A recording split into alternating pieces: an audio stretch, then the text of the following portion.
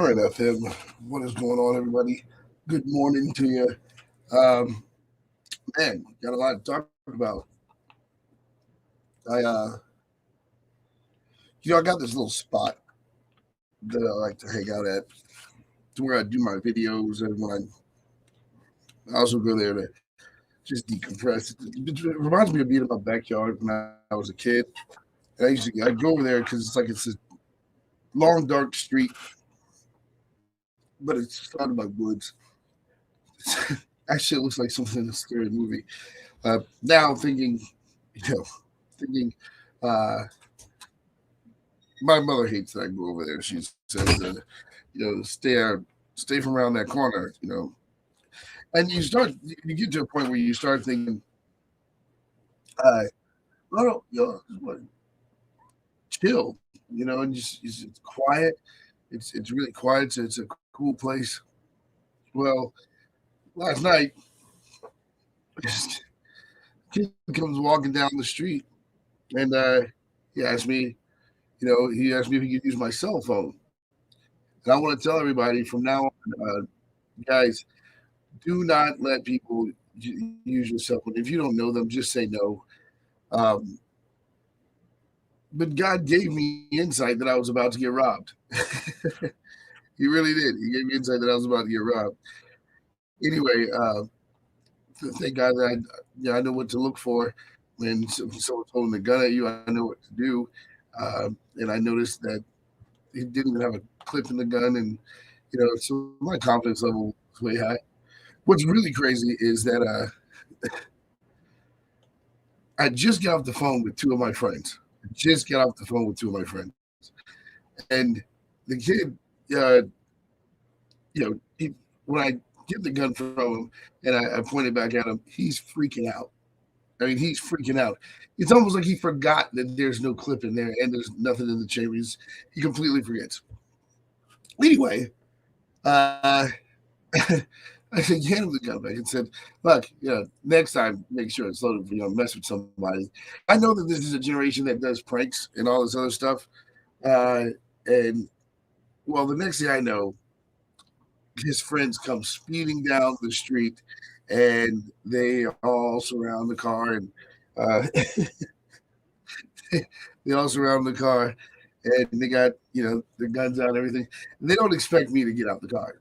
You know what I mean? I get out the car and the craziest thing happens. I'm like, all right, well, it looks like my mom told me to stay away from this. Stop going around the corner. So I won't be going around the corner anymore. That's sad. It was just a cool spot to be around. You know. Anyway, I go around the corner. I mean, the cars around me. I open the door. Lie to you not, it starts thundering. And I'm like, all right, well, first of all, that's just cool. And then when I shut the door, I get out of the car, shut the door, it starts pouring down raining. And I look and I recognize two of the kids. And I go, so and so? Really? Really? And they, the other kids take off. Then I looked at the other guy that I recognized, and I was like, "You too? Really? This is what you guys are doing?" You know? And they forget because I know their parents very well. This is gonna be a weird conversation that I have to have with their parents, you know. And they I'm looking at it like I knew both of well, I knew two of the kids. I seen a couple of the other kids around, so I knew they just wanted to, probably see, take my wallet and, you know, uh, they, none of them had been over. It was that's why there was no point in pressing charges when I called the police. None of them were over the age of like 16, 17. So I knew, but here's the thing that gets me. The initial reaction, when they saw that I wasn't afraid of them, that was one thing. But when they saw that I recognized them, the fear of them saying, oh man, he sees us. He knows who we are. He knows what we look like. Like on the inside. Like I know who you really are. You're doing this dumb stuff, and uh, growing up, man, you just gotta accept it. You know, I saw this age group where young people really lose themselves. So when parents are like, because when I talk to the parents, they're not going to believe it. You know what I mean? When I talk to the parents, they're going to say, "Not, no, that it can't be. I didn't raise him like that." And I'm going to go, "I know." So the question then becomes, how did you know? Oh, and I got hyped. By the way, I got hyped. I started talking about, you know, I started talking about how we're going to come after drug dealers and sex traffickers, which is true. It's what we do. And it's well, you guys have no idea how deep our ministry really goes into reality. We've had people that have come to the radio station and really help us deal with sex trafficking, kidnapping, all this other stuff. Like this ministry right here. Uh, this ministry, I don't see if you guys can see it. Kid Warriors. Kid Warriors is one of the organizations that means a lot to us because uh, founders of Kid Warriors were both adults who escaped child abduction. And so I've always had a heart for. Listen, guys, I've always wanted to be the hero type. That's always been my thing. Uh, what is this? What is it? What's happening here? I have no idea what's happening. I'm stupid. But anyway, the the thing is that the world has changed, folks. I'm sitting around my car, in my car, just got off the phone. So I do want to tell everybody there's a new scam going around where someone asks you to use your phone, and they pretty much intend on robbing you if you let them use your phone. So don't let them use your phone. Now, I can honestly say that my mom had told me for years, stop going around that corner. One day something's going to happen. Um, she was right. I'm more deflated about how I know how the parents are going to feel. The kids not so much. The kid part, I wasn't worried so much about the kid part. Like especially when I saw that he didn't. It wasn't even a clip in the gun. Um, and those of you who know you know weapons, you know what to look for. I'm more upset about like having to break these parents' heart and tell them, "Hey, your son did this." Now, here's you, you, I don't know what you guys do if you watch this on social media. The One of the kids, he said something. It just dawned on me. He was just like, it was a prank, but then you had to take it seriously. You had to make it real. You had to get all serious. It was a prank. Like, no, kids, listen. There's some people out there, and I'm one of them. There's some people out there that you doing this prank stuff is going to get you hurt. Yeah, I got to be honest with you. Uh, Stop playing with people, young people, like kids, please. You're going to get hurt messing around with somebody out here one day. Like, don't do that. Don't do these pranks and all this other stuff. Anyway, the you know, of course, one of the kids threw a glass bottle at my car. When you know, I, like I said, I'm more heartbroken. I'm more heartbroken about having to tell the parents than anything else because I know it's difficult when you raise your kids right. I think that's the part that's messing me up right now more than anything is that man, like it was when I say these are good kids, see, and I know somebody's out there gonna be like, dude, no, these are not good kids. Uh, it's like, yeah, they really are good kids. They're just kids. Does that make sense? Is anyone listening out there? Guys, you know that you did dumb stuff when you were a kid. I know I did dumb stuff when I was a kid. You know, but yeah, man. When I say I got amped up, someone said, "Dude, you slipped into your PTSD." No, I didn't. I got amped up. I was like, let's go. Let's, you guys want to point guns at people? And I can be honest with you, all right? I'm not gonna lie, it was kind of cool getting out the car and then it thunders, and then I shut the door and then it starts pouring down, raining, and I'm like, yeah, God's with me. That was pretty dope. That was probably one of the dopest moments of my life. That was pretty awesome. I don't know, but I gotta say that I called a friend of mine, and he was like, Duke, you're getting too old for this stuff to keep happening to you. So I asked myself, why does this keep happening to me? And it's because uh, I got to be honest with you guys. I got some bad news. I put myself in stupid situations. I had to accept that. I really do. I put myself in stupid situations. And I hate it because he was telling the truth. He was just like, Duke, have you noticed that, this stuff happens to you because it's like you go looking for trouble? And I think I have like a vigilante mindset. Like I watched way too many movies growing up. And so then I try to bring that, I kind of merge that with the gospel. And so I'll end up going places. Well, actually, and also, adrenaline junkie. I was in the military in the special forces unit. And, that was 20 years ago. It's like, Duke, you're not that dude anymore. I mean, I am, trust me. But the point that I'm making is, sitting around the corner in a dark corner in a dark alley, probably not a good idea. You know what I mean? I gotta accept that. I gotta accept that, folks. I gotta take that one. Dang. Again, to the parents out there, uh, who really raise their kids right and uh,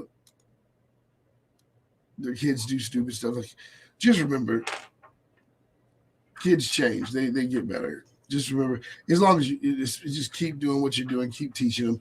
There's going to be other influences out there that try to lead your kids the wrong way. But just keep telling them the truth about life. Keep telling your kids the truth about life. Don't give up on them. My parents didn't give up on me, and I was a sheesh. I was a hard kid to protect. I was a knucklehead. But anyway, I gotta tell you this. This is the part that got me. The prank thing. I can't iterate enough. Kids, stop doing these pranks. You're gonna meet someone that is gonna bust you upside your head. Stop doing that stuff. Like there are people out here who are not playing with you. So be careful with those pranks. Now I know this wasn't a prank. The guy, he was gonna try to rob me, and I get it. The Coming Soon Jesus car is a target. Another friend of mine told me straight up, Duke, take the Coming Soon Jesus off your car. Take it off your car. take it off your car. That's another reason why stuff happens, because it's like, dude, everyone knows you're the Coming Soon Jesus guy, and so you're a target. You're always going to be a target. Stop wearing the shirt. Stop doing this. Stop doing that. And I'm like, no, that's not going to happen. But it is frustrating to know that it is frustrating to know that it's frustrating to know that there's these peaceful places that you can't go anymore. Like there's these really cool spots you can't go anymore, and there's things you can't do anymore because it's just not safe. And I guess, oh man, this is how I titled the show. If you look on Current FM's Facebook page, if you look at my Facebook page, and I said just accept it, right?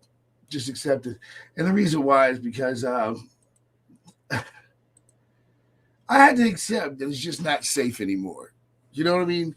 That's tough. That's tough for a free spirit such as myself to be like, you can't go here because it's dangerous. Now I'm going to tell you that I may not go around the corner anymore.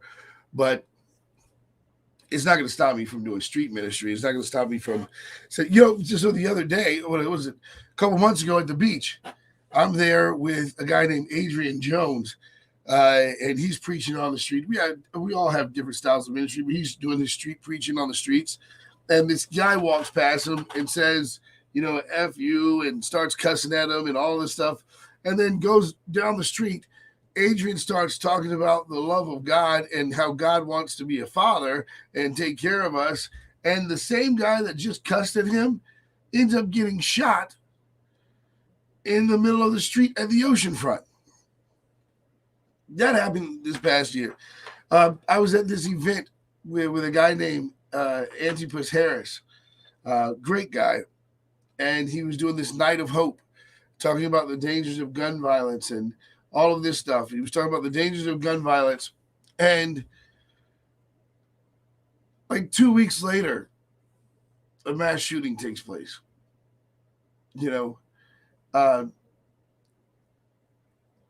When I was a kid, I did this. I went to Oscar Smith High School when I was a kid. And I planted this tree with a survivor of the Holocaust. Her name was Esther Goldman. She means the world to me. And that's another reason why I find myself in all these weird situations, because one of my heroes was someone that stood against evil. And so there's a lot of momentum. There's being in the military. There's having someone who survived the Holocaust speak into your life. There's all my heroes were activists and people who stood for civil rights. The Bible says that we're supposed to lead the way in injustice. I was never the kid that just watched, heroic movies or action movies and then didn't say, okay, I'm going to have to be brave because I got to stand against evil. I've always taken not pride in that, but I've always knew that if I wanted God to believe that I was on his side, that I couldn't worry about pain. I couldn't worry about being comfortable. I had to have courage, and I had to accept the fact that I had to be brave. And I understood that that's why it was so easy for me to join the military, because I understood that I had to understand sacrifice. It was like, hey, you're going to join the military. You're going to join the infantry. So there's a big chance that, you're going to sacrifice your life for your country. So sacrificing myself for the better of mankind, and none of that stuff bothers me. That's natural for me. However, sitting around in a dark corner, just not smart. And I had to accept that. Again, that was but my thing, I guess what I'm telling people is, my friend says, Duke, don't be the guy that, finds out that there's a tribe in the Amazon and you want to drop in out of the sky and start trying to preach to them. And I thought that, when we had the conversation, I thought, man, this is pretty interesting, because, there really is. Put it this way. I am all about extreme ministry. All about extreme ministry. However, you better make sure God told you to do what you're doing. And even if that means being, even if that means, being around, sitting around a corner, like, be where God tells you to be. That's important. You know what I mean? Be where God tells you to be. All right, radio audience, I'm gonna play some music for you guys. And then I'm gonna be right back. We got a great show for you today. It is going to be absolutely amazing. So I'm going to play some music, and we'll be right back. Hey, Duke.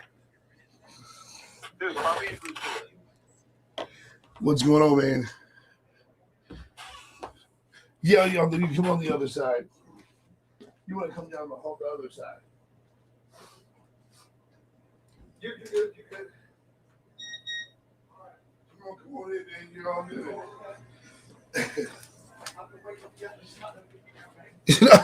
You're all good. Hold on, let me cut this off, because I know you said you didn't want to film. All right, guys. See you guys later.